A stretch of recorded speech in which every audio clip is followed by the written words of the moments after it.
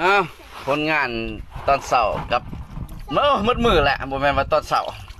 เบิ่งปลาคอ1 2 3 4 5 6 7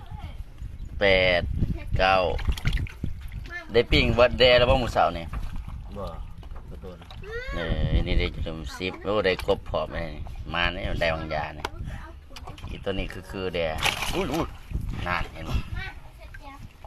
ปลาต้องนี่หลายเตอได้ปลาต้องนี่พอดีลาบระดับ6-7 โตพุ่นนะเดี๋ยวเรามาส่งเก็บก่อนจักโตปลาตองเบิ่งรับนับมันติใส่300ลงต่อ2 3 4 5กบตัวนึงประมาณ6-7 โตนี่แหละตัวนี้ก็รู้ใส่มาเขาจะใส่ดิโอ้ยดองอีละเดปลาคอเนี่ยตัวนี้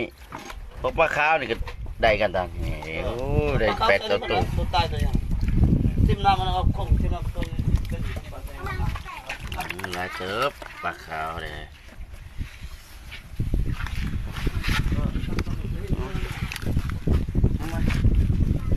จับหน้าจับสาวเว้ย